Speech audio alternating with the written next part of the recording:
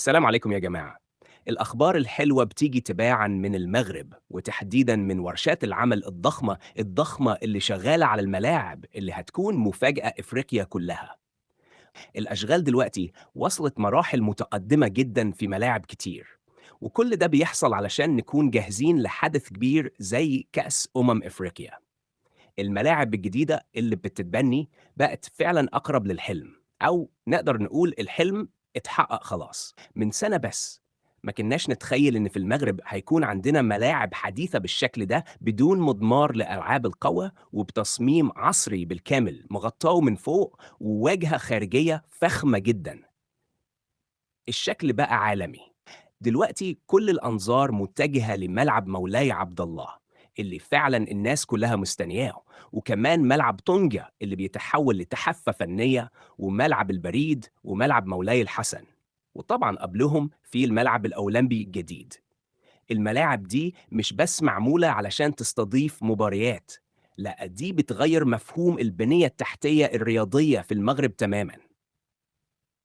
وده كله داخل في إطار هدف كبير: تنظيم النسخة من كأس الأمم الإفريقية تكون غير مسبوقة. المغرب ناوي يقدم للعالم بطولة استثنائية من كل النواحي. بالنسبة لملعب طنجة الكبير فالأشغال فيه ماشية بسرعة رهيبة.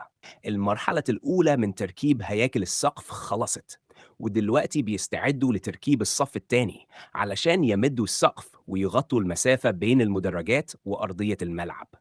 آخر الصور اللي وصلتنا من هناك بتبين إن أجزاء السقف الداخلية اتنقلت فعلا للقرية الرياضية، يعني خلاص على وشك يبدأوا تركيبها. المرحلة الأولى دي على فكرة ما خدتش وقت، تمت في أقل من شهر، وده رقم قياسي مقارنة بملاعب عالمية بنفس الحجم. ومن بره كمان الواجهة الخارجية بقت شبه جاهزة، متغطية بمادة شفافة وإضاءة LED تفاعلية، وفعلا التجارب شغالة على الإضاءة وشكلها مبهر. وفي محيط الملعب بيشتغلوا دلوقتي على تجهيز المساحات اللي حواليه، وده بيتم بتصاميم مدروسة علشان يبقى فيه انسجام بين شكل الملعب والبيئة المحيطة.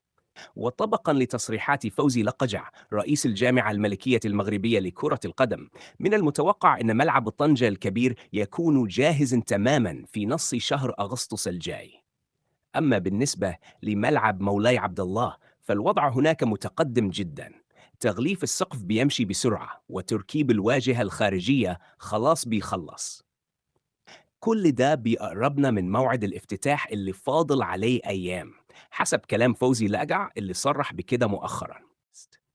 وفي الآخر يا جماعة، اللي بيحصل دلوقتي في المغرب مش مجرد تطوير ملاعب وخلاص، لا دي ثورة حقيقية في البنية التحتية الرياضية، وده كله بيترجم رؤية طموحة عايزة توصل بالمغرب للعالمية. إحنا مش بنتكلم بس عن تجهيز لبطولة، إحنا بنتكلم عن استثمار طويل المدى في الرياضة، في الشباب، وفي صورة البلد قدام العالم. الملاعب الجديدة مش بس هتكون مسارح لمباريات كبيرة، لكن كمان هتبقى مصدر فخر لكل مغربي، وهتخلي كل واحد فينا يحس إن بلده تستحق تكون في المقدمة. وكل ده ما كانش هيحصل من غير الشغل الكبير والرؤية اللي شايفة قدام سنين.